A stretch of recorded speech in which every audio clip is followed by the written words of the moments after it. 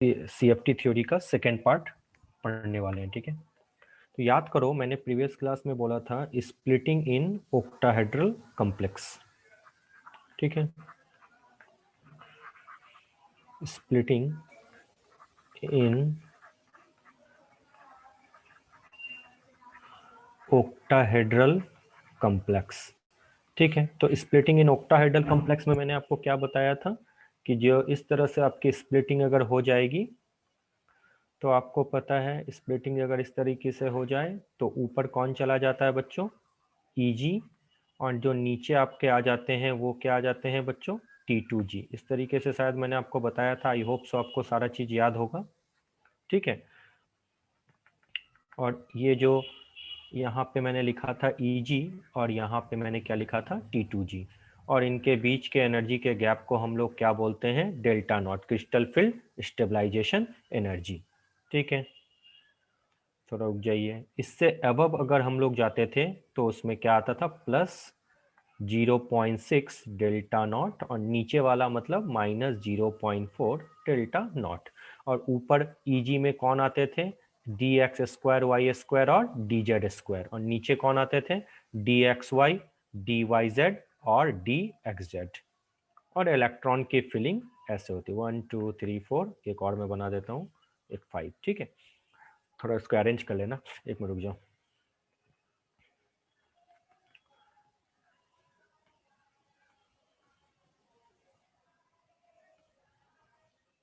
1 2 3 4 5। ठीक है, ये आपका किसका था, स्प्लिटिंग इन ओक्टाहेड्रल कॉम्प्लेक्सेस।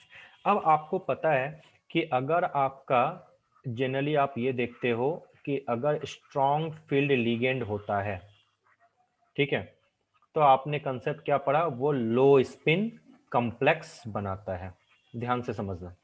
ठीक है, यानी जितने भी अनपेयर्ड इलेक्ट्रॉन है उसको पेयरिंग करता है, यानी इलेक्ट्रॉन की फिलिंग पहले पूरी ये भरेगी, उसके बाद ही ये ऊपर जाएगा। ये आप लोग पढ़ चुके थे, मैंने आपको बताया था। ठीक है, और उसके बाद मैंने बताया था कि अगर वीक फील्ड लिगेंड हो, ठीक है, अगर वीक फील्ड लिगेंड हो तो वो जनरली क्या बनाते हैं बच्चों, हाई स्पिन कॉम्प्लेक्स बनाते हैं। ठीक है, हाई स्पिन कॉम्प्लेक्स बनाते हैं, इस चीज को हमेशा याद रखना। ठीक है, ये चीज आप लोग जानते हैं। जैसे स्ट्रॉन्ग फील्ड लिगेंड में क्या था आपका, जैसे मैं थोड़ा सा एक एग्जांपल ले लूं, अगर मैं बोलूं यहां से बात शुरू होती है स्ट्रॉन्ग फील्ड लिगेंड की मैं बात करूं तो आपने देखा होगा Cn- CO, ठीक है, NS3, ये सब क्या है आपके स्ट्रॉन्ग फील्ड लिगेंड है। और अगर मैं वीक फील्ड लिगेंड की बात करूं तो आपको पता है लाइक H2O लिख लो, या F- लिख लो, या आप Cl- लिख लो, या आप Br- लिख लो, ये सब एटसेट्रा, ये सब आपके क्या है बच्चों, वीक फील्ड लिगेंड है। ठीक है, तो अब यहाँ पे ये चीज पता है ज्यादा, अगर स्ट्रॉन्ग फील्ड लिगेंड हो तो स्प्लिटिंग बहुत ज्यादा होती है, और वीक फील्ड लिगेंड होता है तो स्प्लिटिंग क्या होती है, काफी कम होती है। तब आपसे पूछा जाता है कि भाई स्क्वायर प्लानर कॉम्प्लेक्स के, सॉरी, ओक्टाहेड्रल कॉम्प्लेक्स के केस में अगर आपसे कोई पूछे क्रिस्टल फील्ड स्टेबलाइजेशन एनर्जी कैसे निकालोगे, तो वो चीजें थोड़ा सा समझ लो, ये बहुत इजीली आपको समझ में आ जाएगा। देखो, CFSE हमेशा निकालने बोला जाता है फॉर ओक्टाहेड्रल कॉम्प्लेक्स, क्या लिखोगे, ये देखो यहां वाला T2G में एनर्जी क्या है, 0.4 -0.4x प्लस यहां कितना है, 0.6 प्लस में है तो प्लस 0.6y। ठीक है, इस पूरे पे delta not plus P। P आपका क्या है, पेयरिंग एनर्जी है, यहां पे लगा दो ZP। अब ध्यान दो, X मतलब number of electron in T2G, Y मतलब number of electron in Eg, और Z मतलब क्या होता है मैं आपको बताता हूं, और P मतलब होता है बच्चों पेयरिंग एनर्जी, मतलब जितनी एनर्जी लगती है इलेक्ट्रॉन को पेयर करने में। ठीक है, तो P फॉर यहां पे मैं आपको थोड़ा सा लिख देता हूं, पेयरिंग, बड़ा खूबसूरत है, बड़ा अच्छे तरीके से समझ जाओगे, बट धीरे धीरे, हड़बड़ी नहीं।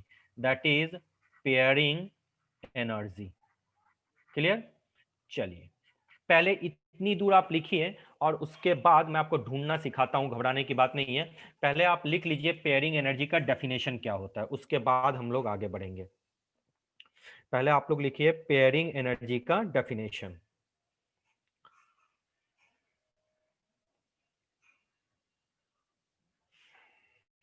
लिखिए pairing energy is the energy, pairing is the energy required to place, required to place two electron in the same orbital,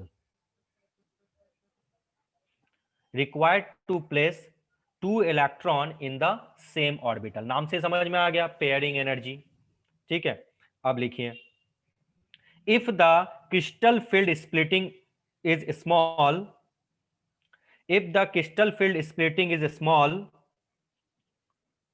bracket में लिख दो because of weak field ligand, because of weak field ligand, if crystal field splitting is small because of weak field ligand, then pairing will be large, then pairing will be large, then pairing will be, pairing energy will be large, ध्यान से समझना, then pairing energy will be large, ठीक है, and the complex will be high spin, and the complex will be high spin, and the complex will be high spin, whereas whereas whereas if the crystal field splitting,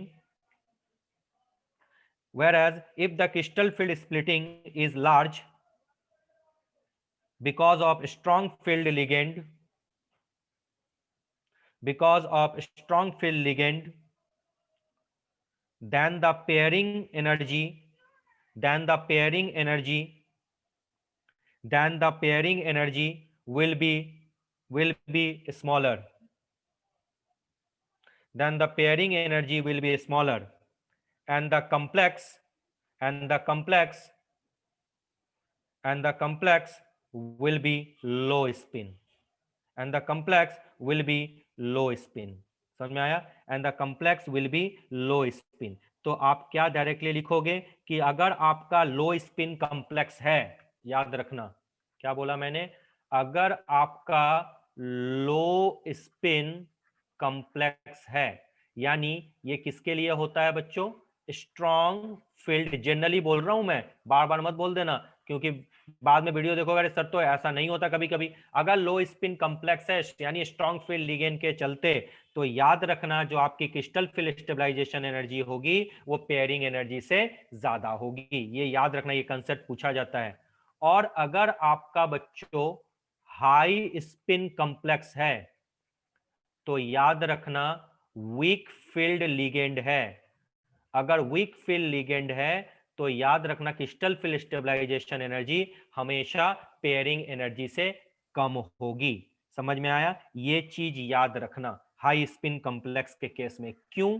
अगर आपका लो spin complex है, थोड़ा concept समझ लो, तो आपको पता उसके अंदर नेचुरल टेंडेंसी है उसको पेयर करने की, पहले पेयरिंग होगा फिर T2G से EG में जाएगा, यानी ये अगर लोअर है ये हायर है। यानी सपोज करो अगर कोई D6 D5 कॉन्फ़िगरेशन है, सपोज करो अगर कोई D5 कॉन्फ़िगरेशन है, तो आप अगर फिल करने पूछे कि T2G और EG में फिल करो, तो आप बोलोगे सर लिगेंड बताओ स्ट्रॉन्ग फील्ड है या वीक फील्ड है, तो मैं बोलूंगा चलो बच्चा इस बार वीक फील्ड लिगेंड है, तो आप ऐसे फिल करोगे सर 1 2 3 4 5 हो गया खत्म। लेकिन मैं बोलूंगा नहीं बच्चा D5 कॉन्फ़िगरेशन है लेकिन आपका जो लिगेंड है बच्चों वो इस बार स्ट्रॉन्ग फील्ड लिगेंड है, तो आप बोलोगे सर पहले T2G कंप्लीटली फिल होगा उसके बाद अगर कुछ बचा तो EG में जाएगा। यानी T2 अगर स्ट्रॉन्ग फील्ड लिगेंड है तो उसको पेयरिंग होना एक नेचुरल टेंडेंसी हो गई, तो भैया आपको पेयरिंग एनर्जी की रिक्वायरमेंट तो कम ही पड़ेगी ना, क्योंकि पेयरिंग एनर्जी का मतलब क्या, energy requirement to pair the electron. तो स्ट्रॉन्ग फील्ड तो कहता है कि मैं तो पेयर कर ही रहा हूं तो मुझे पेयरिंग एनर्जी की जरूरत ही क्या है, तो इसलिए स्ट्रॉन्ग फील्ड लिगेंड के लिए पेयरिंग एनर्जी देखो कम है और crystal field splitting delta not की जो वैल्यू है वो ज्यादा है। लेकिन हाई स्पिन कॉम्प्लेक्स बोलता है नहीं, मैं पेयरिंग नहीं होऊंगा, पहले मैं T2G को भी फिल करूंगा इक्वली और EG को भी फिल करूंगा, अगर कुछ बचा तब मैं आऊंगा। तो यानी इसको ज्यादा एनर्जी की रिक्वायरमेंट होगी इलेक्ट्रॉन को पेयर करने के लिए, तो ज्यादा एनर्जी की रिक्वायरमेंट होगी तो वीक फील्ड लिगेंड के केस में पेयरिंग एनर्जी ज्यादा, स्ट्रॉन्ग फील्ड लिगेंड के केस में पेयरिंग एनर्जी कम होगी। हाँ तो देखो यहाँ पे वीक फील्ड लिगेंड के केस में पेयरिंग एनर्जी, यहाँ पेयरिंग एनर्जी ज्यादा इसलिए डेल्टा नॉट की वैल्यू कम, और स्ट्रॉन्ग फील्ड लिगेंड के केस में पेयरिंग एनर्जी कम यानी डेल्टा नॉट की वैल्यू ज्यादा। ये क्वेश्चन फिर से एम्स में आपका आया था, जेईई एडवांस वगैरह में आते हैं। तो इन चीजों को अगर आप ध्यान से देखो, मैं सिर्फ थ्योरी बता के रट्टा नहीं मारता हूं, आप आपके आंखों के सामने है, चीजों को समझो। और गारंटी तो नहीं देता हूं यूट्यूब पे तुमको इसके ऊपर जो मैं आज लेक्चर तुमको डिलीवर कर रहा हूं ये आज तक तो किसी ने दिया नहीं है, या हो सकता है मेरी सर्चिंग से मिसिंग हो जाए, जो अभी मैं पूरा डिलीवर करूंगा, ठीक है, कि तुम्हारी कंसेप्ट क्लियर हो जाए। तो बेटर है इसको बहुत अच्छे तरीके से समझो मैं क्या बोल रहा हूं। तो पेयरिंग एनर्जी समझ में आया, क्यों पेयरिंग एनर्जी कम, क्यों पेयरिंग एनर्जी ज्यादा, ये समझ में आ गया। यानी स्ट्रॉन्ग फील्ड लिगेंड के केस में हमेशा याद रखना कि जो पी होगा वो लेस होगा, क्योंकि वो खुद ही पेयर हो रहा है। और वीक फील्ड लिगेंड के केस में पेयरिंग एनर्जी ज्यादा होगी, यानी ज्यादा एनर्जी की रिक्वायरमेंट होगी इलेक्ट्रॉन को पेयर करने के लिए। क्लियर, यहां तक आपको ये छोटा सा एक कंसेप्ट समझ में आ गया, पेयरिंग एनर्जी की कंसेप्ट आ गई। अब बात आती है कि क्वेश्चन में लो स्पिन कॉम्प्लेक्स और हाई स्पिन कॉम्प्लेक्स का क्या ये जो सीन है या हर जगह वैलिड होता है क्या। तो देखो पहले थोड़ा सा मैं एक छोटा सा एग्जांपल निकाल के आपको CFSE पहले बता देता हूं, क्योंकि आपको पता है कि CFSE की वैल्यू जो होगी वो क्या होगी, मैक्सिमम होगी कब, जब स्ट्रॉन्ग फील्ड लिगेंड है। यानी अगर लो स्पिन कॉम्प्लेक्स है तो याद रखना CFSE की वैल्यू हमेशा क्या होगी, मैक्सिमम। लेकिन CFSE की वैल्यू मिनिमम कब होगी, जब वो हाई स्पिन कॉम्प्लेक्स हो, क्योंकि अगर वीक फील्ड लिगेंड है, क्योंकि वीक फील्ड लिगेंड में स्प्लिटिंग कम होती है, स्प्लिटिंग कम होगी तो क्रिस्टल फील्ड स्टेबलाइजेशन एनर्जी की वैल्यू भी तो कम होगी। इसलिए मैंने आपको बताया था कि अगर मैं 3D को छोड़ दूं, बाकी अगर 4D और 5D की बात करूं तो ये जनरली क्या कॉम्प्लेक्स बनाते हैं, लो स्पिन कॉम्प्लेक्स बनाते हैं। क्यों, क्योंकि इन ग्रुप में जो ट्रांजिशन मेटल होते हैं उनकी CFSE की वैल्यू क्या होती है, ज्यादा होती है। अगर CFSE की वैल्यू ज्यादा होगी तो वो कौन सा कॉम्प्लेक्स बनाता है, लो स्पिन कॉम्प्लेक्स। याद करो मैंने कल भी बताया था। तो सारी थ्योरी एक दूसरे के साथ लिंक है, अगर आपको दिमाग में आता है तो सब कुछ आ जाएगा। और ये जो मैं आपको पढ़ा रहा हूं नीट से थोड़ा अपग्रेडेड लेवल है, एम्स लेवल की चीज मैं बता रहा हूं, तो इसको थोड़ा सा ध्यान से समझना। जिसको नहीं समझ में आएगा तुरंत वो हाथ खड़ा करेगा, मतलब माइक ऑन करेगा और मुझसे पूछेगा। अब एक छोटा सा मैं एग्जांपल ले लूं, समझ ध्यान से देखना। अगर मैंने ले लिया FeH2O हॉल 6 2+, ध्यान देना, और मैंने ले लिया FeCN हॉल 6 आपका 2+, इस तरह से, यानी 2+ नहीं, हाँ 2+ ही चलेगा, यहाँ पे CN है ना, हाँ ठीक है, या 4+ ले लो, यानी दोनों में मैं Fe का जो ऑक्सीडेशन स्टेट है वो सेम रखना चाहता हूँ। ठीक है, तो मैंने नॉर्मली यहाँ पे, एक मिनट रुक जाओ, मैं एक अच्छा सा क्वेश्चन उठा लूँ तो ज्यादा और अच्छे से समझ में आ जाएगा। ठीक है, उसके बाद तो अपन जो मन में इच्छा वो करते रहेंगे। एक बार रुक जाओ।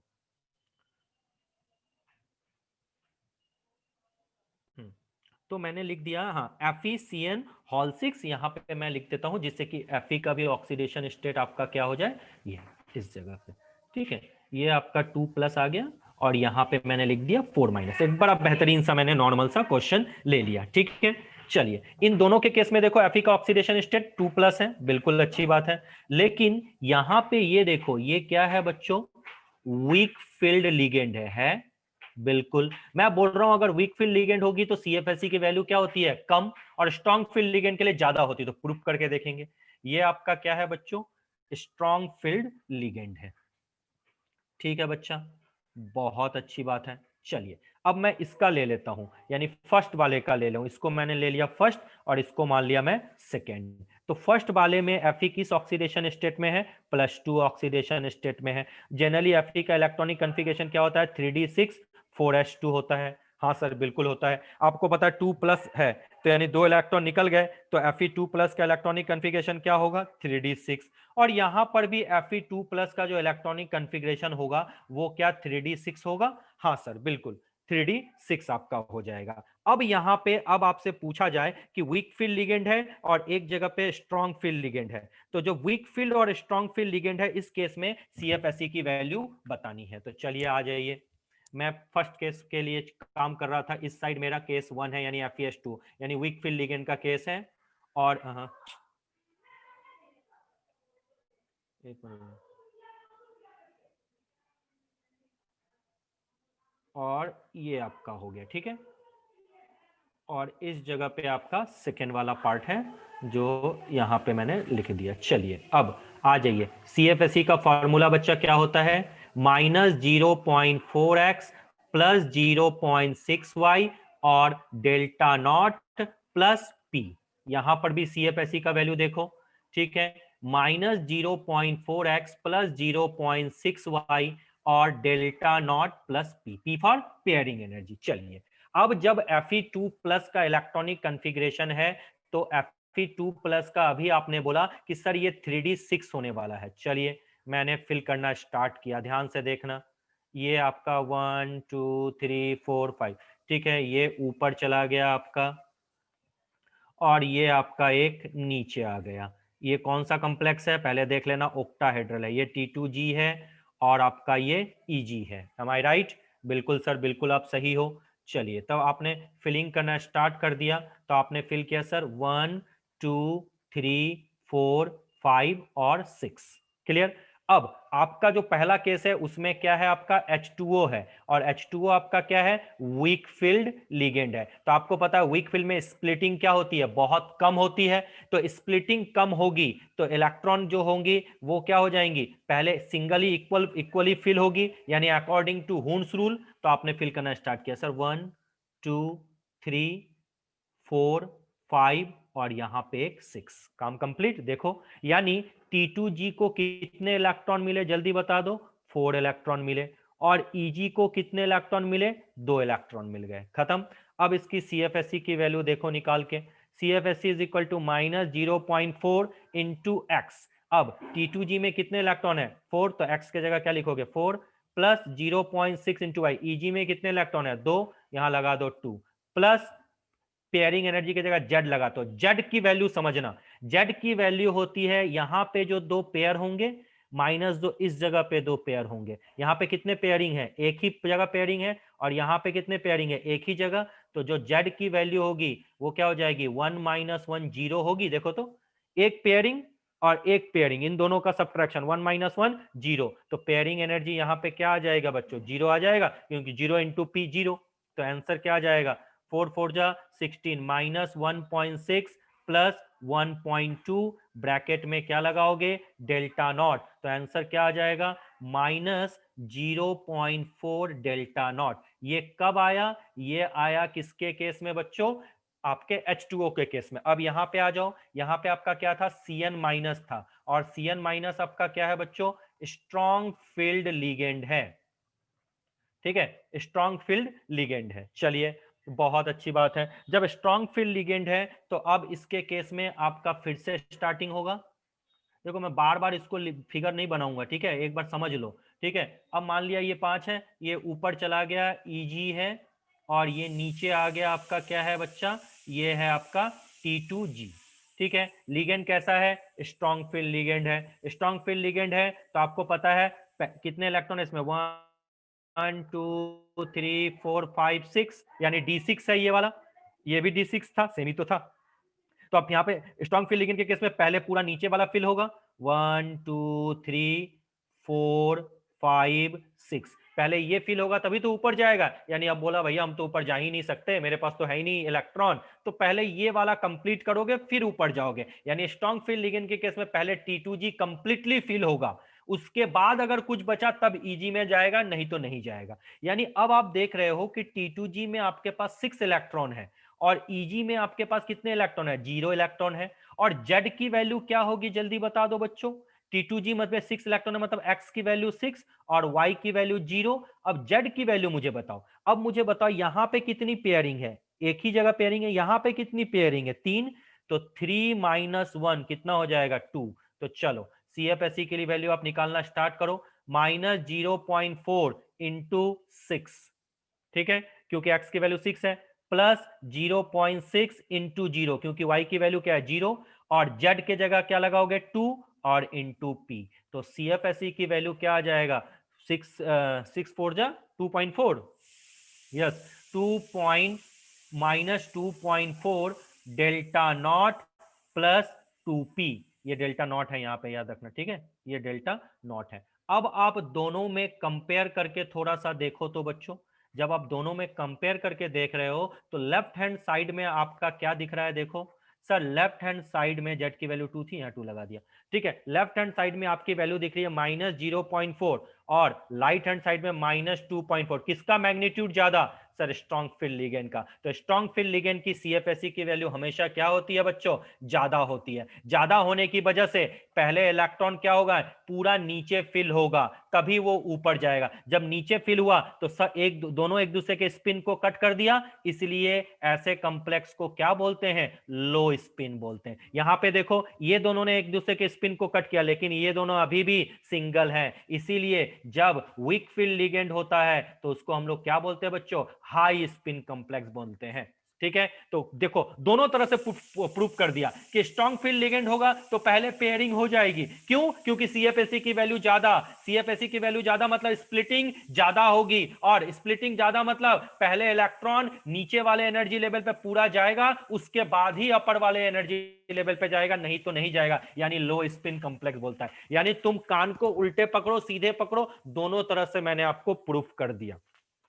अब इस तरह से तुम कोई भी क्वेश्चंस आ जाए, तुम किसी भी क्वेश्चंस को बड़े प्यार से CFSE की वैल्यू निकाल के आप बना सकते हो। अब मेरी बात सुनो, यहां से बात फिर से खत्म नहीं हुई। अगर थ्योरी जानना है, माना मैंने कोबाल्ट 2+ है, कोबाल्ट 2+ ऑक्सीडेशन स्टेट है, और एक बार, क्योंकि क्वेश्चन मुझे याद रहता नहीं है तो मैं अपने मन से ले लिया, एक बार मैंने ले लिया कोबाल्ट 2+ ऑक्सीडेशन स्टेट है, लिगेंड वीक फील्ड लिगेंड के केस में मैंने मान लिया इस बार वीक फील्ड लिगेंड H2O है, और एक बार कोबाल्ट 2+ ऑक्सीडेशन स्टेट है स्ट्रॉन्ग फील्ड लिगेंड के केस में, और मैंने मान लिया इस बार स्ट्रॉन्ग फील्ड लिगेंड Cn- है। दोनों केस में कोबाल्ट 2+ है, तो बोलता है कि दोनों केस में आप CFSE की वैल्यू निकाल के दिखाओ। तो घबराने की कोई बात नहीं है, आपको अभी मैंने सिखा दिया, आपको कुछ करना नहीं, अभी चुपचाप और शांति से बैठना है।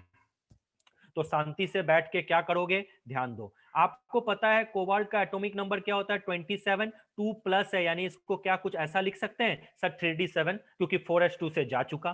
पहले मैं इसको इस तरीके से तोड़ लेता हूं, आज सीख गए तो जीवन में कभी CFT में तुमको इंडिया का कोई टीचर तुमको स्पेशल कुछ नहीं बता सकता, तुम सामने वाले को बता के आ जाओगे, कहां क्या मिस्टेक है वो भी बताऊंगा। चलो, अब आपने देख लिया कि सर फर्स्ट केस मैंने वीक फील्ड लिगेंड का ले लिया, और सेकंड केस में से स्ट्रॉन्ग फील्ड लिगेंड का लेने वाली हूं, चलो ले लिया। चलो, अब आप देख रहे हो कि जब मैं 3d7 होता है तो इसकी स्प्लिटिंग कुछ ऐसे होती है क्या, देखो तो 3d7 को 1 2 3 4 5, 1 2 3 4 5 आपने फिल करना स्टार्ट किया कि सर चलिए मैं फिल करता हूं 1 2 3 4 5 6 और ये 7 हो गया। अब आपको पता है ये स्प्लिटिंग होगा तो ऊपर जाएगा, ये फिगर हमेशा मत बनाओ, तुम लोग को समझाने के लिए मैं बना रहा हूं बार बार, क्योंकि डायरेक्टली आप फिल करना स्टार्ट कर दो, ठीक है, क्योंकि इतना बोरिंग, इतना टाइम थोड़ी है हमारे पास, बट आप लोग को सिखाने के लिए मैं थोड़ा सा कर देता हूं, ठीक है। अब आप इसमें फिल करना स्टार्ट करो। पहला केस आपने क्या लिया कि सर इस केस में जो है ना H2O है मेरा, तो आपको पता है H2O क्या हो जाएगा, पहले एक एक करके बढ़ेगा 1 2 3, क्योंकि इसकी स्प्लिटिंग कम होगी, और क्यों होगी पीछे वाले केस में निकाल के फॉर्मूला भी बता दिया, 1 2 3 सर 4 5 6 7, यानी कुछ ऐसे भरा क्या, T2G में कौन कौन इलेक्ट्रॉन आए, 1 2 3 आया, देखो ये याद रखना। फिर EG में गए, EG में 4 नंबर और 5 नंबर का इलेक्ट्रॉन आया, और फिर T2G में गए तो 6 नंबर और 7 नंबर, ये लिखोगे तो बड़ा आसानी से मजा आ जाए कि कितने नंबर का इलेक्ट्रॉन कहां गया। ये लो आपने फिल कर दिया।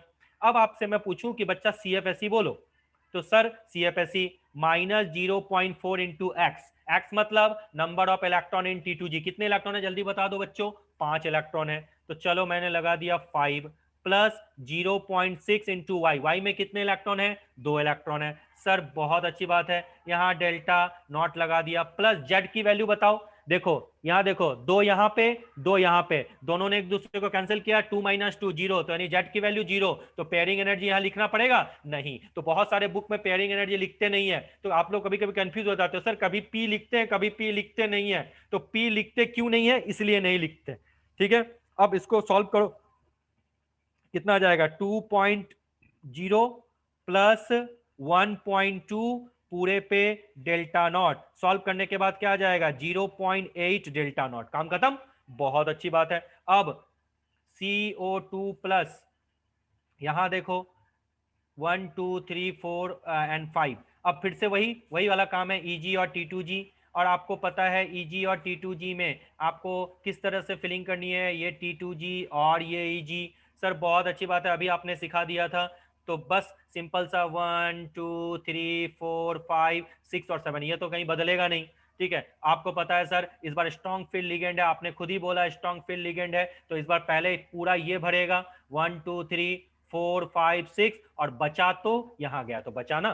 तो यानी फिलिंग कैसे हुई थोड़ा सा बताओ तो, T2G 1 2 3 4 5 6 यहां तक भरा, और उसके बाद EG में एक इलेक्ट्रॉन आया, देखा, ये देखो कैसे फिलिंग हुई, इसलिए नंबर भी याद रखना। चलिए अब मैं बोलूं इसकी CFSE की वैल्यू बताओ, तो आप तुरंत बोलोगे सर क्या इतना आसान क्वेश्चन पूछ रहे हो, -0.4 इंटू, इस बार x की वैल्यू क्या होगी, 6 होगी, प्लस 0.6 इंटू वाई की वैल्यू कितनी होगी, 1। अब जेड की वैल्यू बताओ, सर यहाँ पे 3 पेयर्ड है, यहाँ पे 2 पेयर्ड है, 3 - 2 1, यानी जेड की वैल्यू 1 है, तो यानी जेड पी के जगह हम लोग क्या लिख सकते हैं, 1p, यानी 1p को मैं डायरेक्ट लिख दूं बच्चा p। तो किसी को प्रॉब्लम होगी, अगर होगी तो फिर दिक्कत है, कोई प्रॉब्लम नहीं है फिर आपको।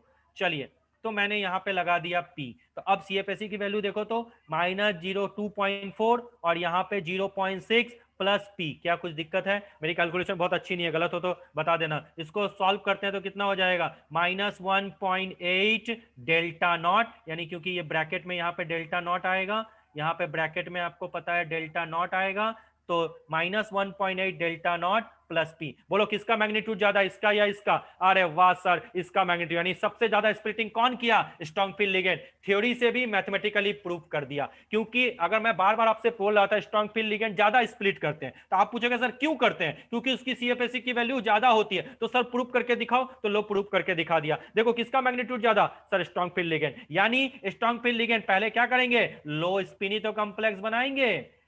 ठीक है, लो स्पिन कॉम्प्लेक्स, यानी सारे इलेक्ट्रॉन पहले कहां जाना चाहेगा, लोअर एनर्जी स्टेट पे, और जो वीक फील्ड लिगेंड है वो क्या बनाएंगे बच्चों, हाई स्पिन कॉम्प्लेक्स बनाएंगे, यानी सब में पहले इलेक्ट्रॉन एक एक जाएगा फिर बाद में फिल होगा, जो कि हुन्स रूल को कंप्लीटली फॉलो करता है। लेकिन ये बच्चा हुन्स रूल को फॉलो नहीं करता, ये बोलता भैया पहले मैं लोअर एनर्जी स्टेट पे ही जाऊंगा, नहीं तो काम नहीं होगा। क्या किसी को प्रॉब्लम है, क्या किसी को प्रॉब्लम है, मजा आया, CFSE कहीं पर भी कोई दिक्कत वाली बात नहीं है। इसलिए बुक का भी बहुत फॉलो मत करो, बहुत जगह यहाँ पे बुक में बहुत जगह बच्चों गलत लिखा हुआ है। अब थोड़ा सा यहाँ पे समझ लो, थोड़ा सा बच्चा लोग यहाँ पे समझ लो, ये बहुत बेहतरीन है, और इसको लगाओ VVI, क्योंकि यहां तक जो पढ़ा ये तुम जैसे बहुत सारे नॉर्मल बच्चे और बहुत सारे ब्रिलियंट टीचरों ने अपने स्टूडेंट को बता चुका है। अब मैं बोलूं कोबाल्ट इसमें +3 ऑक्सीडेशन स्टेट पे है, मतलब कोई कंप्लेक्स लिया जिसमें कोबाल्ट +3 ऑक्सीडेशन स्टेट पे है, और इस बार इसमें H2O लगा हुआ है, यानी कुछ ऐसा है कंप्लेक्स, देखो तो इस तरीके से। ठीक है, अब अभी इससे थोड़ी देर पहले मैं बताया कुछ कॉम्प्लेक्स इस तरीके से +2। अब बताओ कोबाल्ट का हायर ऑक्सीडेशन स्टेट कौन सा है, इसमें इस कंपाउंड में हो गया, यानी फर्स्ट में हायर ऑक्सीडेशन स्टेट है, सेकेंड में लोअर ऑक्सीडेशन स्टेट है। ठीक, अब कोबाल्ट फिर से +3 ऑक्सीडेशन स्टेट पे है, और इस बार मैंने इस जगह पे Cn- ले लिया। ठीक है, तो आप क्या लिखोगे सर, CO Cn होल 6, और यहां पे क्या लिखना चाहोगे, 3- लिखोगे, हाँ 3- लिखोगे तभी वहां जाके 6 हो जाएगा। ठीक है, तो एक बार आपने ये लिख दिया, दूसरी बार आपने क्या किया, दूसरी बार अभी आपको थोड़ी देर पहले बताया था COCn होल 6, यहाँ पे 4- था, ये वाला जो क्वेश्चन था, है ना, ये वाला है ना, ये जिसमें कोबाल्ट 2 +2 ऑक्सीडेशन स्टेट पे है, +2 वाले ऑक्सीडेशन स्टेट पे। अब थोड़ा ध्यान से देखो, यहाँ कोबाल्ट +3 है, यहाँ कोबाल्ट +2 है, यहाँ कोबाल्ट +3 है, और यहाँ कोबाल्ट +2 है।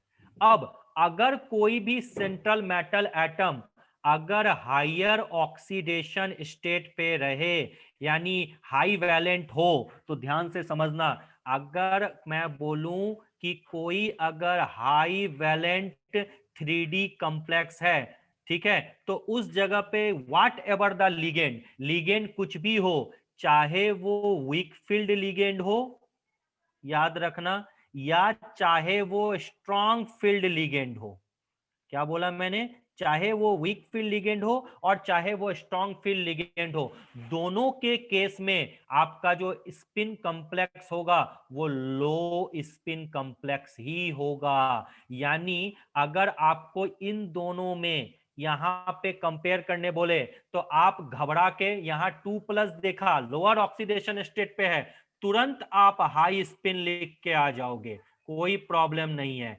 लेकिन अगर यहां पे CO3+ ऑक्सीडेशन स्टेट पे है, यानी हायर ऑक्सीडेशन स्टेट पे है, लेकिन वीक फील्ड लिगेंड है, और आप वीक फील्ड लिगेंड देख के अगर आपने हाई स्पिन कॉम्प्लेक्स लिख के आ गए बच्चे, तो आप हो जाओगे कंप्लीटली गलत।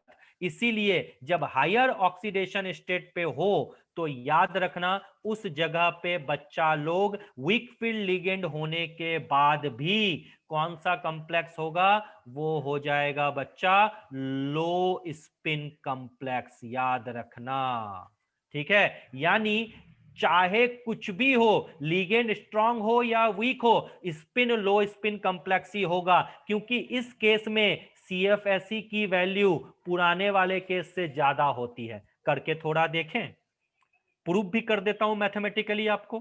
अगर मैं कोबाल्ट 2+ लेता था, तो अभी आपने ढूंढा कि CFSE की वैल्यू कितनी आई, आपने सर अभी सॉल्व करके देखा था सर -0.8 डेल्टा नॉट है। अगर कोबाल्ट 3+ ऑक्सीडेशन स्टेट पे है, तब CFSE की वैल्यू क्या होगी, अगर वीक फील्ड लिगेंड भी होगा और सिंपल पेयरिंग डाले, तो आपको पता है यहां पे 6 इलेक्ट्रॉन होंगे, यहां पे 6 इलेक्ट्रॉन तो होंगे ना, 1 2 3 4 5 और 6, यही तो होगा बच्चों।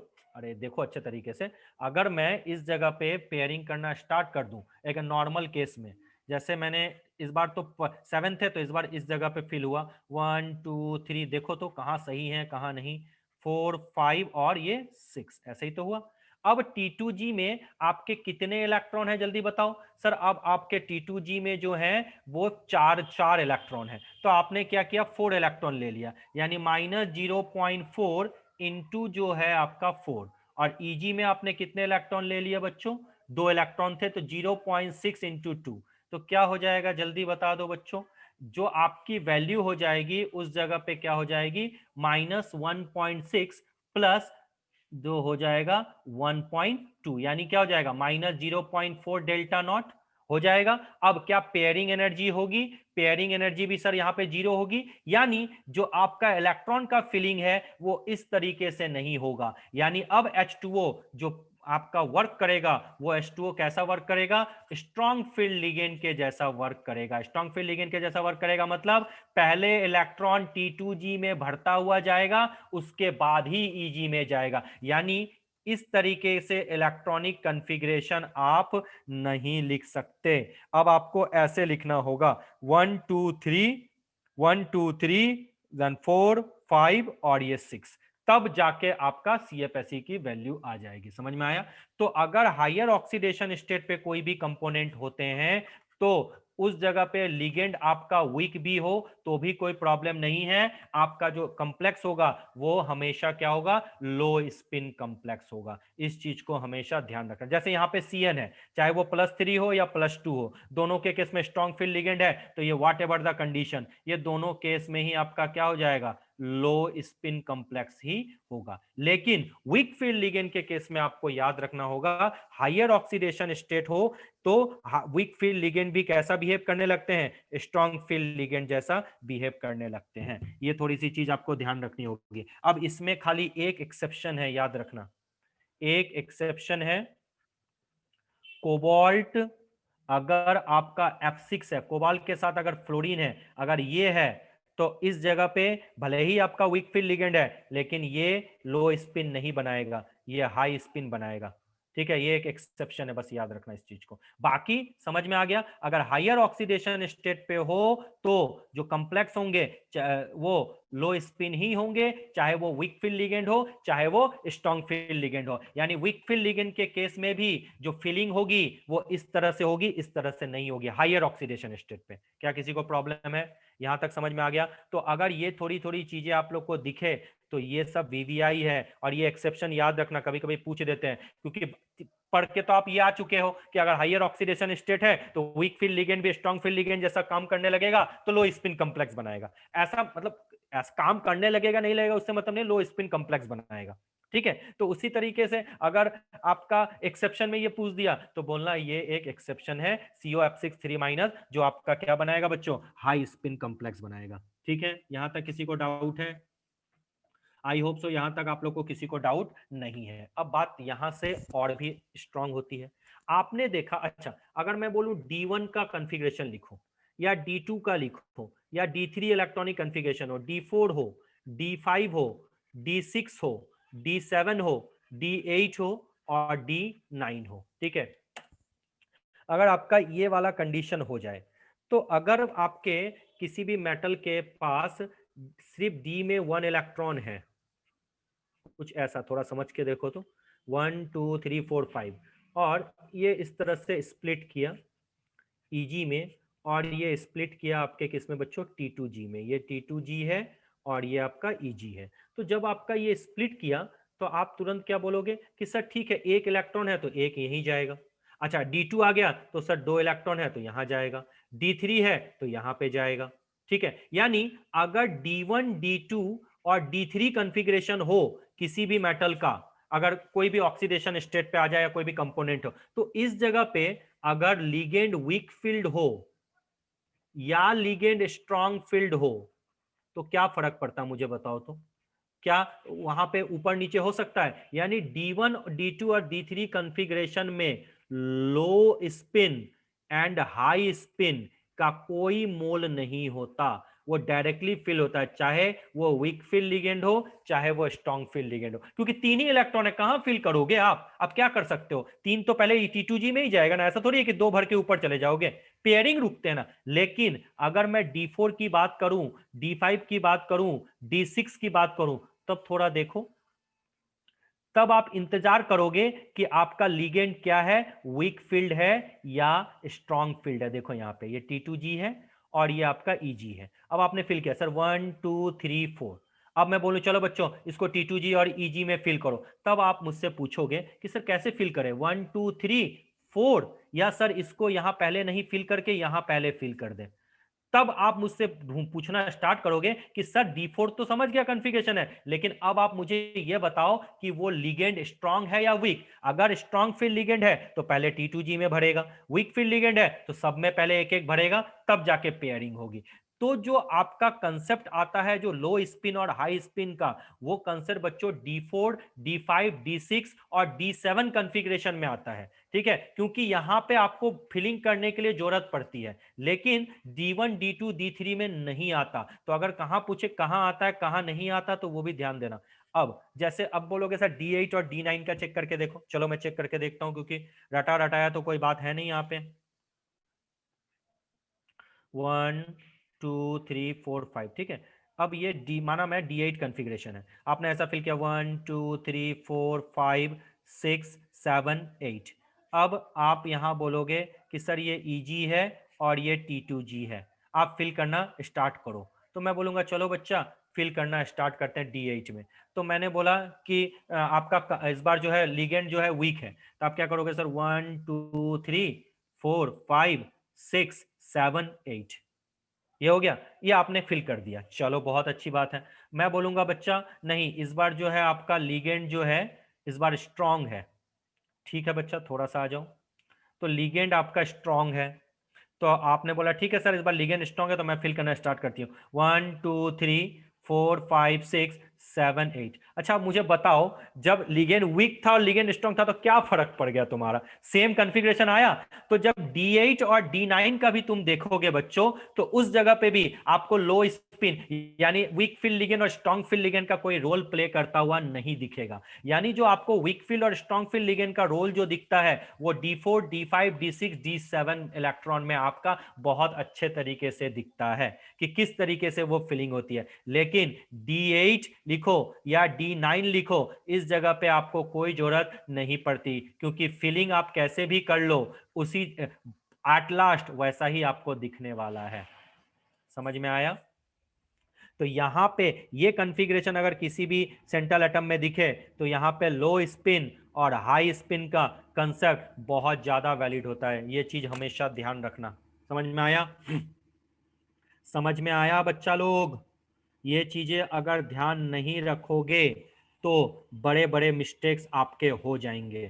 ठीक है, देखो देखो, अगर कहीं दिक्कत है तो पूछ लो, नहीं दिक्कत है तो बहुत अच्छी बात है। तुम लोग वैसे भी बहुत ज्यादा टैलेंटेड हो, तो मुझे नहीं लगता है कि इन सब चीजों में कुछ खासा तुम लोग को दिक्कत आने वाला है। अगर फिर भी है तो पूछ सकते हो बच्चों। अरे किसी को डाउट है क्या? तुम लोग बोलते ही नहीं हो।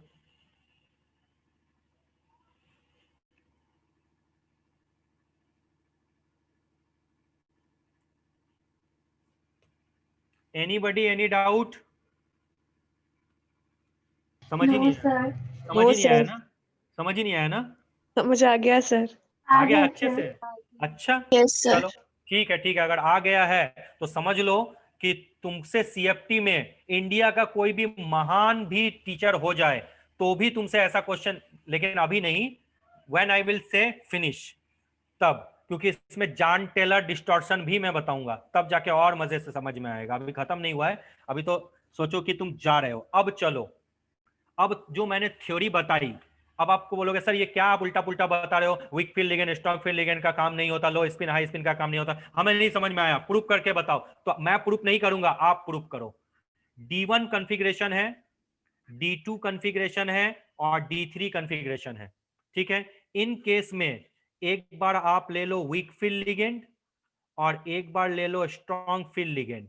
ठीक है, दोनों के केस में CFSE निकाल के दिखाओ। तो मैं D1 का लेता हूं, तो D1 में आपको पता है T2G1 होगा और EG पे 0 होगा।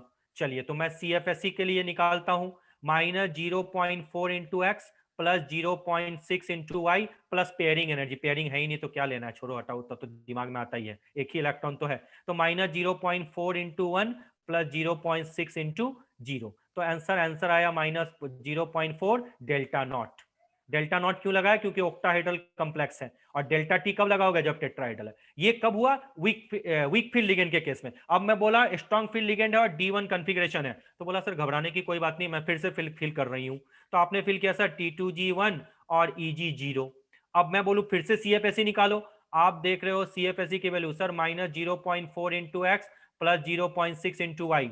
अब 0.4 इंटू 1 प्लस 0.6 इंटू 0, तो CFSE की वैल्यू क्या आ गई सर? -0.4 delta not. यानी लिगेंड आपका स्ट्रॉन्ग है या वीक है, CFSE की वैल्यू चेंज हुई नहीं हुई। तो जो मैं थ्योरी बताया था क्या गलत बताया था? नहीं बताया था। तो यानी D1, D2, D3 और D8 और D9 में तुमको कुछ फर्क नहीं पड़ने वाला, सेम चीज आएगा, क्योंकि CFSE की वैल्यू दोनों के केस में सेम आने लगेगी, चाहे स्ट्रॉन्ग फील्ड हो चाहे वीक फील्ड हो। देखो आया, प्रूफ किया। चलो अब आपका टर्न है D4, D5, D6 और D7।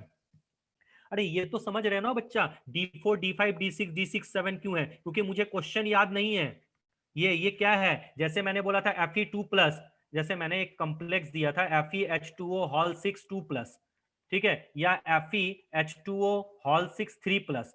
तो अगर मैं पूछूं कि Fe2+ यानी कौन सा कॉन्फ़िगरेशन है, आप बोलोगे सर 3D6। ये कौन सा कॉन्फ़िगरेशन है? 3D5। वही है D4 D5। मतलब मुझे कॉम्प्लेक्स याद नहीं है, लेकिन एट द एंड तो यही कॉन्फ़िगरेशन आएगा ना। किसी का D6 आएगा, किसी का D7 आएगा। जैसे कोबाल्ट 2+ का क्या आया था? 3D7 आया था। कोबाल्ट 3+ का क्या आया था? 3D6 आया था। वही है ये चीज, समझ में आया? तो चलो, अब आप लोग जो बच्चा लोग हैं वो D4, D5, D6 और D7 का निकाल के कंपेयर करो कि जब स्ट्रॉन्ग फील्ड लिगेंड हो तब D4 में CFSE की वैल्यू क्या आती है, जब वीक फील्ड लिगेंड हो तो D4 में CFSE की वैल्यू क्या आती है, और कंपेयर करके देखो जो थ्योरी तुमने पढ़ी है क्या वो सही है या गलत है। जल्दी करो, फास्ट फास्ट फास्ट करो ताकि आपको समझ में आए। और एक चीज याद रखना, अब वो पूरा फिगर बनाने की जरूरत नहीं है, इतना समय ना तुम्हारे पास है, इतना समय ना मेरे पास है। अब मैं लिखूंगा, देखो एक बार समझा देता हूं फिर से, इतना तो नहीं समय होता है किसी के पास। अगर मैंने D4 का लिखा तो मैं इस साइड लिखूंगा स्ट्रॉन्ग फील्ड लिगेंड और इस साइड लिखूंगा weak field ligand. Strong field ligand होगा तो आपको पता है T2G4 और EG0 होगा, ठीक है। और वीक फील्ड लिगेंड होगा तो क्या लिखोगे, T2G पे 3 इलेक्ट्रॉन है और EG पे 1 इलेक्ट्रॉन है, ऐसा ही तो लिखोगे। चलो इस तरह से लिखते हुए आगे बढ़ो, अब नहीं बताऊंगा, इतना तो तुम करोगे। सबकी वैल्यू निकाल के देखो, आपको याद रखना माइनस CFSE माइनस में आएगा, लेकिन हम मैग्नीट्यूड देखेंगे, जिसका मैग्नीट्यूड ज्यादा वो वैल्यू ज्यादा। चलो जी बच्चा, डू फास्ट, और इतना फास्ट करो कि आपको एकदम मजे से समझ में आ जाए सारी चीजें। जो आपका वीक फील्ड लिगेंड है वो सर हाई स्पिन कॉम्प्लेक्स बनाता है। ये सर मुझे नहीं समझ में आ रहा, ये हाई स्पिन कॉम्प्लेक्स बनाता है, ये क्या बोल रहे हो आप बार बार। और जो स्ट्रॉन्ग फील्ड लिगेंड होता है वो जो है बच्चा लो स्पिन कॉम्प्लेक्स बनाता है। मैं बार बार बोल रहा हूं सर, ये बोल क्या रहे हो, अपने मन से आप बोल देते हो क्या कि वीक फील्ड लिगेंड है तो हाई स्पिन बनाएगा और स्ट्रॉन्ग फील्ड लिगेंड है तो लो स्पिन बनाएगा। नहीं, आप देखोगे जब वीक फील्ड लिगेंड होगा तो इसकी स्पिन की वैल्यू इससे ज्यादा आने लगेगी। जहां स्पिन की वैल्यू ज्यादा होगी तो उसको तो हाई बोलेंगे ना। करके देखें थोड़ा सा, तो चलो फिर से हम लोग करके देखते हैं। मैंने एक D4 एग्जांपल ले लिया, चेक करके देखो। अगर मैंने ले लिया D4 कॉन्फ़िगरेशन, इस बार मैंने लिगेंड लिया बच्चों वीक फील्ड लिगेंड है। तो जब अगर वीक फील्ड लिगेंड है तो कैसे सेट करोगे, आपको पता है कि पहले T2G में 3 मैक्सिमम इलेक्ट्रॉन आएंगे और उसके बाद EG में जाएगा, कुछ ऐसा ही होगा। लेकिन अगर D4 कॉन्फ़िगरेशन है और इस बार आपका लिगेंड क्या है बच्चों, स्ट्रॉन्ग फील्ड लिगेंड है, तो अब आप क्या बोलोगे कि नहीं सर पहले पेयरिंग होगी, यानी T2G4 उसके बाद EG0। क्या मैं सही हूं? आप बोलोगे हाँ सर, यहाँ पे तो कहीं कोई प्रॉब्लम नहीं है, बिल्कुल आप ऐसा ही कुछ आपकी आप फील करते हैं। बोलो मैं गलत तो नहीं बोल रहा बच्चों, देखो तो अच्छे तरीके से, कहीं गलत बोल रहे हो तो बता देना, कहीं गलत तो नहीं बोल रहा हो देखो। हाँ, आप बोलोगे कि नहीं सर चलेगा, आप जो बोल रहे हो ऐसा ही होगा, यानी थोड़ा सा समझ लेना, यानी आप इस तरीके से कुछ ना कुछ फील कर रहे हो ना सर। 1 2 3 उसके बाद EG में जाएगा 1, एक बीच में गैप लगा दूं, यहाँ पे 1 लगा देता हूं और यहाँ पे मैंने इसको रब कर दिया, ठीक है। चलिए अब अगर मैं स्ट्रॉन्ग फील्ड लिगेंड लेता हूं तो सर आपने सर ऐसे फील किया, क्योंकि अभी आपने बताया था कि फीलिंग पहले पूरी पेयरिंग होगी। तो चलो मैंने ऐसा पेयर कर लिया 1 2 3 और 4, कुछ ऐसा फीलिंग था, दिमाग में आ गया जो मैंने बोला। हाँ, अब मैं बोलूं कि बच्चा इसका स्पिन बताओ तो क्या होगा। तो आप देख रहे हो कि एक टोटल स्पिन, एक की स्पिन क्या होती है, एस की वैल्यू क्या होती है, जल्दी बता दो। 1/2 होती है। हाँ सर बिल्कुल 1/2 होती है। तो अब जब 1/2 होती है तो D4 के कॉन्फ़िगरेशन में कितने अनपेयर्ड इलेक्ट्रॉन हैं, 4 हैं। तो 4 इंटू 1/2 लिखोगे, ठीक है सर। 4 इंटू 1/2 लिख दिया तो स्पिन की वैल्यू सर यहाँ पे 2 आ गई। हाँ सर बिल्कुल अच्छी बात है। चलिए अब मैं बोलूं बच्चा इसमें कुछ बताओ तो, कि अब जब स्ट्रॉन्ग फील्ड लिगेंड है तो स्पिन की वैल्यू क्या होगी। सर आपको पता है 3 आपका सर सीधा है, ठीक है। तो 3 इंटू सीधे वाले को मैंने मान लिया +1/2, सर एक उल्टा है यानी -1/2, तो 3/2 -1/2 क्या हो जाएगा बच्चा, 2/2 1।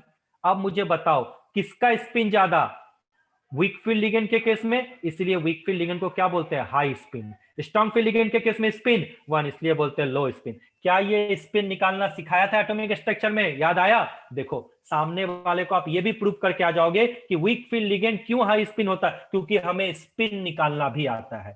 चलिए अब मैं बोलूं D5 का थोड़ा निकाल के बताओ। सर D5 का भी कोई प्रॉब्लम नहीं है सर जी, अब आप सिखा चुके हो। पहले मैं वीक फील्ड लिगेंड के लिए ले लेता हूं सर, और फिर मैं बोलूंगा स्ट्रॉन्ग फील्ड लिगेंड के लिए। जब मैं वीक फील्ड लिगेंड के लिए लूंगा तो आप लिखोगे T2G3 और EG2, देखो, और यहाँ पे लिखोगे T2G सर 5 और EG0। देखो तो मैं गलत तो नहीं हूँ, क्योंकि देखो गलतियां तो मुझसे बहुत होती है, ठीक है। अब आपने इसमें फिल करना स्टार्ट किया तो आपको पता है T2G3 है और ईजी आपका यहाँ पे इस तरह से है, और यहाँ पे T2G और ईजी ऐसा लिखोगे। अब आपने फिल करना स्टार्ट कर दिया, तुरंत से तुरंत फिलिंग की। आपने लिखा 1 2 3 4 5। तो इसका स्पिन बताओ कितने हैं, सेम पांचों अनपेयर्ड है तो क्या लिखोगे 5 इंटू 1/2। सर स्पिन हो गया सर 5/2। चलिए अब इसका देखो 1 2 3 4 5, तो मैं डायरेक्टली लिख दूं, ये दोनों काट देंगे एक दूसरे के स्पिन को, बचा एक ही अनपेयर्ड, तो 1/2 डायरेक्ट लिख देता हूं, या सॉल्व करके लिख सकते हो, कोई प्रॉब्लम, आएगा वही वैल्यू। ठीक है, तो अब आप मुझे बताओ कि किसकी स्पिन ज्यादा। सर अब आप खुद ही देख लो कि भैया इसकी स्पिन कम, इसकी स्पिन ज्यादा, तो वीक फील्ड लिगेंड क्या बनाते हैं, high spin complex. Strong field ligand क्या बनाते हैं, लो स्पिन कॉम्प्लेक्स। अब तुम आराम से मुझे D6 D7 और D8 का बता के दिखाओ, और D8 का भी बता के दिखाओ, और मुझे बताओ क्या ऑब्जर्व किया तुमने, D6 D7 और D8, D6 D7 और D8। ठीक है, चलो डू फास्ट, जल्दी जल्दी करो। क्वेश्चन कहीं से भी पूछे आप बना सकते हो। अब ध्यान दो, अब हमने ओक्टाहेड्रल जान लिया, अब हम जानेंगे crystal field splitting.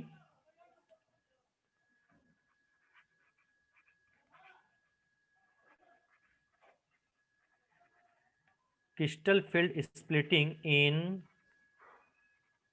Tetrahedral complex.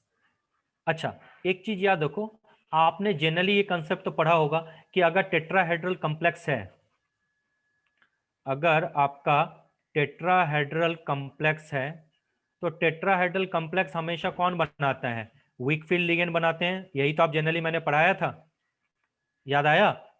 और अगर स्ट्रॉन्ग फील्ड लिगेंड होंगे तो वो स्क्वायर प्लानर कॉम्प्लेक्स बनाएंगे, क्योंकि टेट्राहेड्रल का जो कॉन्फ़िगरेशन होता है, हाइब्रिडाइजेशन होता है, वो sp3 होता है। तो इसलिए टेट्राहेड्रल कॉम्प्लेक्स हमेशा जो होते हैं, मोस्ट ऑफ केसेस में ये हाई स्पिन कॉम्प्लेक्स ही होते हैं, याद रखना। क्या बोला मैंने, टेट्राहेड्रल कॉम्प्लेक्स जो होते हैं हमेशा हाई स्पिन कॉम्प्लेक्स ही होते हैं। इस चीज को आप एकदम अपने माइंड में सेट कर लो, यानी जो आपका डेल्टा टी है उसकी वैल्यू हमेशा पेयरिंग एनर्जी से लेस होगी। वो बताया था ना लो स्पिन और हाई स्पिन में, ये चीज ध्यान रखना। ठीक है, मोस्टली हाई स्पिन कॉम्प्लेक्स होते हैं। देखो बार बार बोलो जनरली होते हैं, पता चला तो मेरा गला दबाने मत आ जाना, क्योंकि एक्सेप्शन कहां होता है वो भी मैं आपको सिखा चुका हूं। अब जब टेट्राहेड्रल कॉम्प्लेक्स और जो लिगेंड अप्रोच कर रहे हैं, आपको पता है ऑक्टाहेड्रल और टेट्राहेड्रल का स्ट्रक्चर बहुत अलग अलग होता है। ये आपका कुछ टेट्राहेड्रल का स्ट्रक्चर ऐसा ही आपको दिखता होगा, हाँ सर बिल्कुल ऐसा दिखता है। और लेकिन ओक्टाहेड्रल का स्ट्रक्चर कुछ ऐसा दिखता है आप लोगों को, बिल्कुल सर कुछ ऐसा ही दिखता है। तो यानी लिगेंड का अप्रोच अलग अलग होता है। तो जब टेट्राहेड्रल कॉम्प्लेक्स में होता है तो लिगेंड ऐसे अप्रोच करता है जिससे DXY और DZ और DXZ ये अब लिगेंड के बहुत क्लोज आ जाते हैं, जिसके चलते इनकी एनर्जी जो होती है वो हाई चली जाती है, और dx² माइनस y² और dz² अवे होते हैं, अवे फ्रॉम द लिगेंड, ये अवे फ्रॉम द लिगेंड होते हैं, जिसके चलते अब इसकी एनर्जी जो होती है वो लो होती है। याद करो प्रीवियस क्लास में भी मैंने आपको बताया था कि लिगेंड का अप्रोच किस तरह से होता है, अलोंग द एक्सिस होता है यहाँ पे। तो अलोंग द एक्सिस होने की वजह से कौन लिगेंड के पास पहुंचेंगे, जिसमें लोब्स जो होते हैं अलोंग द एक्सिस होंगे, इनका स्ट्रक्चर बताया था। लेकिन इसमें जो होंगे बिटवीन द एक्सिस आते हैं, जिसके चलते कौन पास में आ जाते हैं, जो जिसका स्ट्रक्चर बिटवीन द एक्सिस, मतलब ऐसे कुछ ऐसा स्ट्रक्चर हो जाएगा। और ऐसा स्ट्रक्चर किसका है, DXY DY और DXZ, जिसके चलते ये लिगेंड के पास आ जाते हैं। और जब ये लिगेंड के पास आ जाते हैं बच्चों, तो आपको पता है ज्यादा रिपल्सन फील करते हैं, और ज्यादा रिपल्सन फील करेंगे तो उसकी एनर्जी क्या हो जाएगी बच्चों, ज्यादा हो जाएगी। इसलिए जब टेट्राहेड्रल कॉम्प्लेक्स की बात करें तो DXY DYZ और DXZ को T2G में रखते हैं और EG में रखते हैं, और इस दोनों को EG में। तो इस बार किसकी एनर्जी ज्यादा, T2G की। किसकी एनर्जी कम, EG की। ये आपका इस बार का स्प्लिटिंग होगा। ये किसके केस में होगा बच्चों, टेट्राहेड्रल कॉम्प्लेक्स के केस में। कभी मत भूलना, थोड़ा सा इस चीज को ध्यान रखना। तो अब अगर मैं इसका स्ट्रक्चर बनाना जाऊं तो इस बार जो स्प्लिटिंग आपकी होगी वो कुछ इस तरीके से होगी, 1 2 3 4 5। ठीक है, अब ये आपका ऊपर, ये आपका नीचे। ठीक है, इस बार कौन ऊपर हो जाएगा जल्दी बता दो बच्चों, इस बार ऊपर हो जाएगा आपका T2G। इनके बीच के एनर्जी को गैप को क्या बोलते हैं? Crystal field stabilisation energy in tetrahedral field. इसको क्या बोलेंगे? Eg। इसको क्या बोलेंगे? T2G। Eg में कौन आता है? dx स्क्वायर वाई स्क्वायर और dz स्क्वायर। T2G में कौन आता है? dxy, dyz और dxz। क्या कोई प्रॉब्लम है? इसके ऊपर वाला एनर्जी और ये नीचे वाले एनर्जी, ठीक है। अब आप मुझे बताओ, ये वाला एनर्जी उस जगह पे क्या था? प्लस 0.6, तो अब क्या होगा? Minus 0.6 delta T. ये वाला T2G में क्या था? माइनस 0.6, लेकिन अब ये ऊपर चला गया, तो क्या लिखोगे? Plus 0.4 delta T. ये आपका एनर्जी गैप हो गया। क्या कोई प्रॉब्लम वाली बात है? और याद करो, रिलेशन बताया था टेट्राहेड्रल और ऑक्टाहेड्रल में, delta t t is equal to 4/9 delta nought. ये आ गया। अब यानी अब जब टेट्राहेड्रल का स्प्लिटिंग एनर्जी निकालने बोले CFSE, तो इस बार क्या लिखोगे? Eg के लिए लिखोगे माइनस 0.6x प्लस 0.4y, ठीक है। और इस पूरे ब्रैकेट में क्या लिखोगे? डेल्टा टी प्लस पी हमेशा मोस्ट ऑफ केसेस में जीरो ही दिखेगा, इसलिए बहुत जगह इसको लेते नहीं है, ठीक है। तो अब x मतलब क्या? यहाँ पे z लगा दो। x मतलब क्या? Number of electron in Eg, याद रखना। और y मतलब number of electron in T2G। और z मतलब तो तुमको पता ही है। ये आपका इस तरह से CFSE निकलता है। और ओक्टाहेड्रल में यहाँ माइनस 0.4x होता है क्योंकि T2G नीचे होता है, लेकिन इस बार देखो यहाँ पे माइनस आएगा क्योंकि इससे कितना नीचे है? 0.6 ही तो नीचे होगा। तो इस तरीके से हम इसका फिलिंग करते हैं। आई थिंक आपको समझ में आ चुका है। अब इस पे बेस्ड एक क्वेश्चन हम लोग कर लेते हैं। तो वो क्वेश्चन क्या है? देखो, अगर आपसे कोई पूछे कि बताओ NiCl4, ध्यान रखना बच्चों, NiCl4 2- के लिए आप CFSE की वैल्यू ढूंढनी है। आपको पता है Cl क्या है? वीक फील्ड लिगेंड है। कोऑर्डिनेशन नंबर 4, कोऑर्डिनेशन नंबर 4 और वीक फील्ड लिगेंड है, तो हाइब्रिडाइजेशन sp3 यानी टेट्राहेड्रल कॉम्प्लेक्स है। माइंड में आपका सेट है। और निकल किस ऑक्सीडेशन स्टेट पे है? +2। तो +2 होगा तो इसका इलेक्ट्रॉनिक कॉन्फ़िगरेशन क्या होगा बच्चों? 3d8। कुछ ऐसा होगा? यस, 3d8 होगा। तो क्या कुछ इसको ऐसे फिल कर सकते हैं 1 2 3 4 5? तो मैंने ऐसा फिल करना स्टार्ट किया सर। 1 2 3 4 5 6 7 8, ठीक है। अब ये ऊपर जाएगा। ऊपर में इस बार कौन ब्रदर बैठा हुआ है? ऊपर में इस बार, रुको एक मिनट, ऊपर में इस बार आपके बैठा हुआ है कौन? T2G, सॉरी, हाँ T2G। और नीचे कौन बैठा हुआ है? Eg। तो कोई प्रॉब्लम नहीं है। उसने बोला भाई कोई बैठा हुआ है, मुझे क्या परेशानी है, मुझे कोई दिक्कत नहीं है। अब इलेक्ट्रॉन कैसे भरना स्टार्ट होगा? आपको पता है इलेक्ट्रॉन पहले Eg में आएगा। कैसे आएगा? 1 2, ठीक है। उसके बाद आगे कैसे जाएंगे जल्दी बताओ? आगे कैसे जाएंगे? सर बहुत आसान है, क्योंकि आपने ही बताया कि ये कौन सा लिगेंड है बच्चों? वीक फील्ड लिगेंड है। तो पहले एक एक करके भरेगा। 1 2 1 2 3 4 5, उसके बाद 6 7 और कुछ 8, ऐसे होगा क्या? देखो तो ज्यादा तो नहीं भर दिया। 4 2 6 2 8, यस। यानी आपने इसका इलेक्ट्रॉनिक कॉन्फ़िगरेशन क्या होगा? Eg 2 और 2, 2 और 2। और उसके बाद आपने क्या भरा? T2G। एक मिनट रुक जाओ।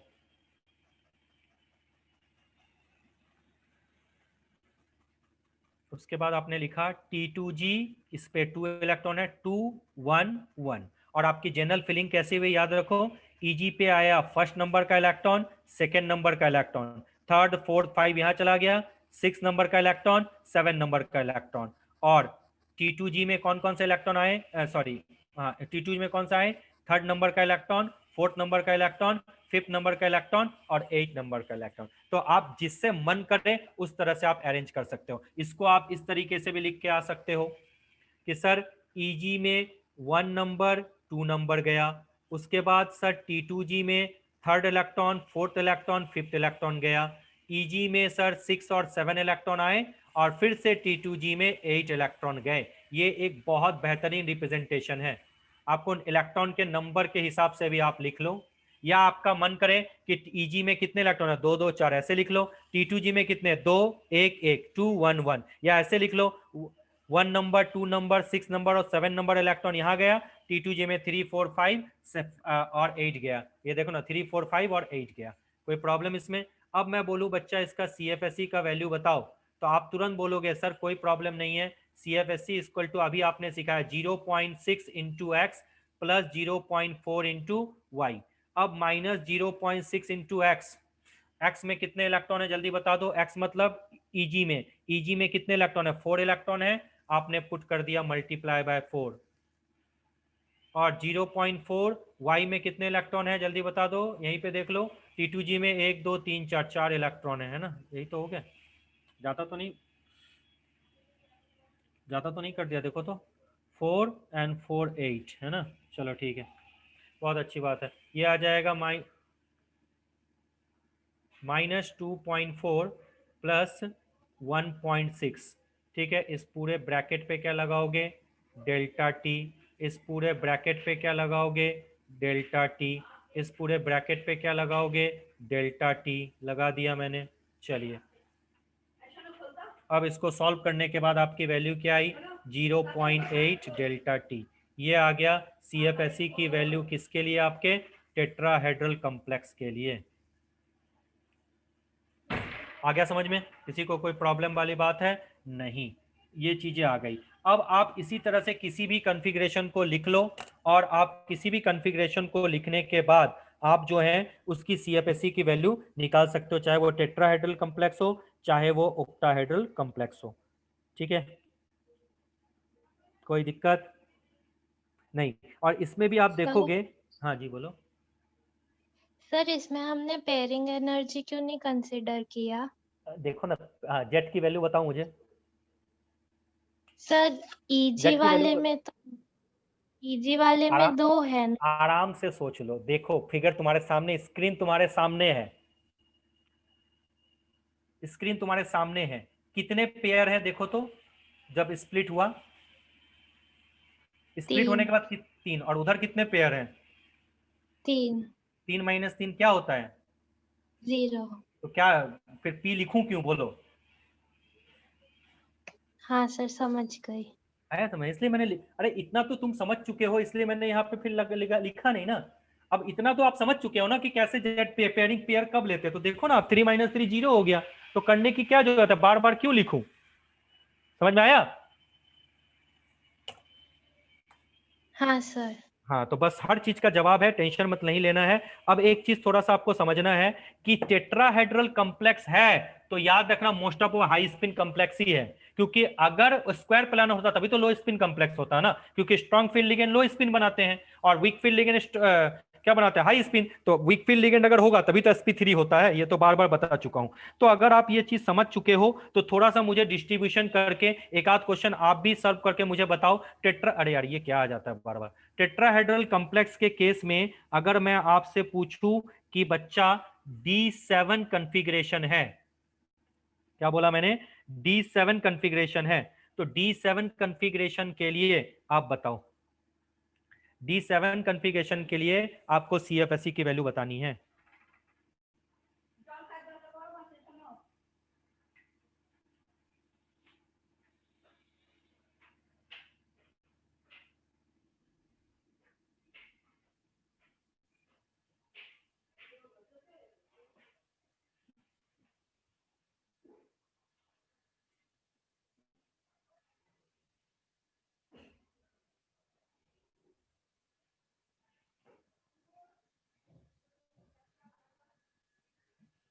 To fast. अगर स्क्वायर प्लेनर कॉम्प्लेक्स है तो आपको पता है इस बार हाइब्रिडाइजेशन क्या होगा? DsP2 है। और DsP2 जनरली किसके केस में आता है? अगर आपका लिगेंड क्या हो? स्ट्रॉन्ग फील्ड लिगेंड हो। देखो ये जनरली है, कुछ एक एक्सेप्शन भी है, वो भी आपको मैं बता चुका था, लेकिन कोई नहीं, दिमाग में रखना। जनरली जो DsP स्ट्रॉन्ग फील्ड लिगेंड लाता है, और अगर स्ट्रॉन्ग फील्ड लिगेंड होता है तो आपका पता है स्क्वायर प्लेनर कॉम्प्लेक्स क्या हो जाएगा? जनरली लो स्पिन कॉम्प्लेक्स होगा, यही तो होगा। हाँ सर, इसमें तो कोई प्रॉब्लम नहीं है। ठीक है, इसमें आपको इजीली ये चीज समझ में आ गया। हाँ बिल्कुल, लो स्पिन कॉम्प्लेक्स ही होगा, क्योंकि जनरली हम लोग इसको इस तरह से देखते हैं। अब आपके पास आता है कि अगर आपका स्क्वायर प्लेनर कॉम्प्लेक्स है तो क्रिस्टल फील्ड स्प्लिटिंग देखो कैसे होती है। इस जगह पे ये थोड़ा अलग होता है, ठीक है, जनरली आपको पता है कि स्प्लिटिंग कैसे हो जाएगी बच्चों, ईजी और आपका स्प्लिटिंग होता है T2G में। बिल्कुल, ये आपका ईजी है और ये आपका क्या है, T2G है। लेकिन ये फर्दर स्प्लिट होता है, याद रखना, ये फर्दर स्प्लिट होगा दो पार्ट में, ये आपका एक ऊपर, ये आपका एक नीचे। और ये किस पे डिपेंड करता है कि लिगेंड्स किस तरह से अप्रोच कर रहे हैं, ये आपका ऊपर और ये आपका नीचे, ये ध्यान देना इस चीज को। अब देखो क्या होता है, जनरली दो तरह से स्प्लिट हुआ है ईजी, एक मिनट मैं यहाँ लिख देता हूँ ईजी और यहाँ पे लिख देता हूँ T2G, ये और ये, ठीक है। अब जो आपका स्प्लिट होता है वो कुछ ऐसा हो जाता है, ये आपको पता है यहाँ पे क्या होता है, d x square minus y square d z square, तो ये वाला ऊपर चला जाता है d x square minus y square और नीचे आ जाता है डी जेड स्क्वायर, ठीक। यहाँ पे आपको पता है क्या होता है, d x y d y z और d z z z x, तो डी एक्स जेड और डी वाई जेड यहाँ रह जाता है और डी एक्स वाई ऊपर रह जाता है। इस पे आपका क्वेश्चन आया था कि जब हम स्क्वायर प्लानर कॉम्प्लेक्स में जाते हैं तो किस डी एक्स डी वाई और डी जेड में किसकी एनर्जी डी जेड स्क्वायर से ज्यादा होती है, तो डी एक्स वाई की एनर्जी जो होती है वो डी जेड स्क्वायर से ज्यादा होती है। ये चीज हमेशा याद रखना है। तो स्क्वायर प्लानर कॉम्प्लेक्स में एक बार स्प्लिटिंग होने के बाद फर्दर स्प्लिटिंग होता है, क्योंकि लिगेंड का अप्रोच इस बार थोड़ा और डिफरेंट हो जाता है, जिसके चलते डी जेड स्क्वायर की एनर्जी डी एक्स स्क्वायर की एनर्जी से थोड़ी सी कम हो जाती है। समझ में आया? तो ये चीज थोड़ा ध्यान रखना, ठीक है। ये फिगर बनाओ, ये फिगर बनाओ पहले, ये स्क्वायर प्लानर की स्प्लिटिंग है, ये क्वेश्चन आता है, याद रखना।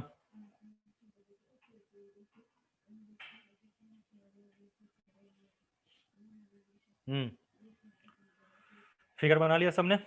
अरे मतलब मैंने इन शॉर्ट फिगर बनाया, पहले तो एक नीचे से आएगा फिर ऊपर ये एवरेज वाला आएगा, वो एक बार बता चुका हूं तो फिर बार बार बताने का कोई मूड नहीं है, ये तुम समझ लो।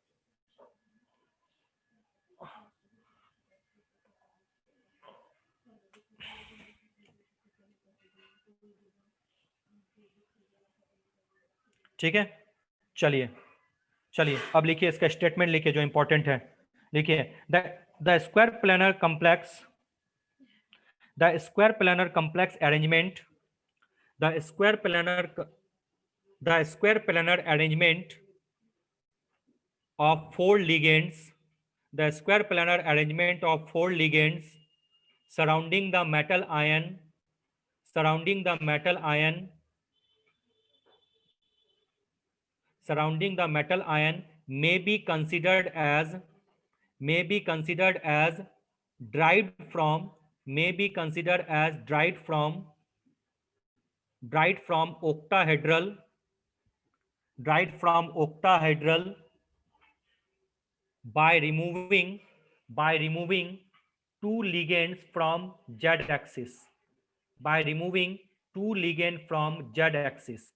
कुछ ऐसा स्ट्रक्चर होता है क्या स्क्वायर प्लानर का, कुछ ऐसा स्ट्रक्चर होता है स्क्वायर ऑक्टाहेड्रल का, अगर ये दोनों को हटा दूं मैं, मान लिया मैंने जेड एक्सिस है, तो क्या ऑक्टाहेड्रल आपका स्क्वायर प्लानर बन जाता है क्या? आप बोलोगे हाँ सर बिल्कुल बन गया, ये लो मैंने हटा दिया ऑक्टाहेड्रल, अब ये क्या स्क्वायर प्लानर है, वही चीज मैंने लिखाया, समझ में आया? यानी जेड एक्सिस से मैंने दो एलिमेंट को रिमूव कर दिया, तभी ऐसा कुछ होता है, ये जो टूटा इसीलिए होता है। लिखिए on account of removing, on account of removing two negative charges, या ऐसे लिखो on account of removing negative charges, on account of removing negative charges from z axis, from z axis। याद करो मैंने फिगर आप लोग को बताया था, ये x माना था, ये y माना था, वो z माना था, कुछ ऐसा फिगर बनाया था, ये x, ये आपका y और ये आपका क्या हो गया बच्चों z, ये y ये z। तो मैंने क्या किया, ऑक्टाहेड्रल में ये दोनों डंडे रहते हैं, डंडे को रिमूव कर दिया तो स्क्वायर प्लानर हो गया। तो डंडे में लिगे कौन होते हैं, लिगेंड होते हैं, लिगेंड पे होता क्या है, नेगेटिव चार्ज, वही लिखा है। तो लिखो on removing, on account of removing negative charge from z axis, comma dz square dxz and dyz,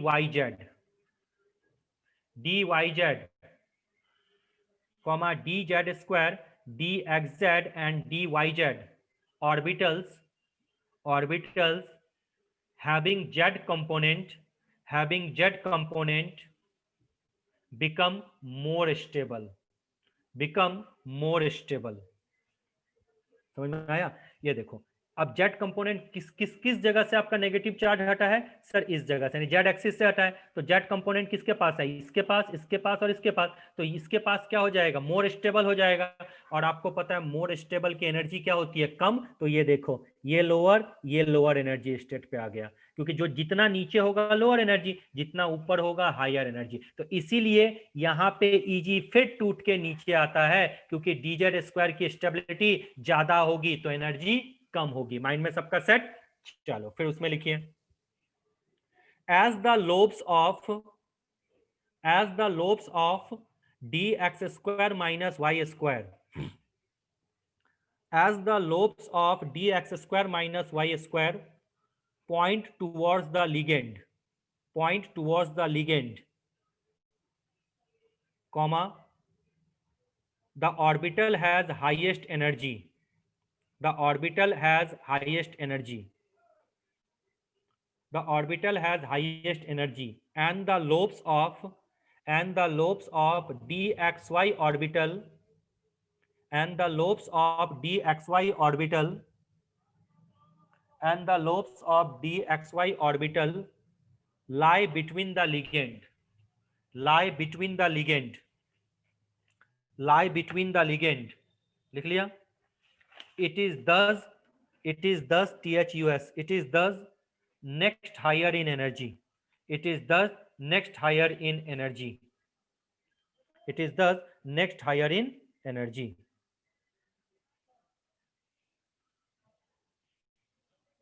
next higher in energy। clear? The lobes of dxz and dyz, the lobes of dxz and dyz are least affected, are least, L-E-A-S-T, are least affected by electrostatic field,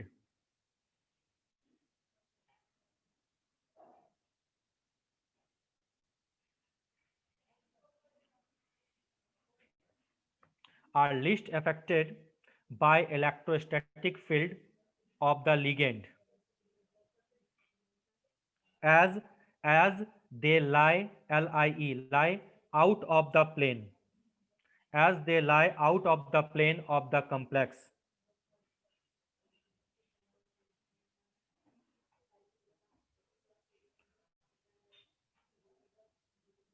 ठीक है, कोई problem? उसके बाद the lobes of dz square, the lobes of dz square is somewhat affected by electrostatic field of the ligand, is somewhat affected by electrostatic field of the ligand।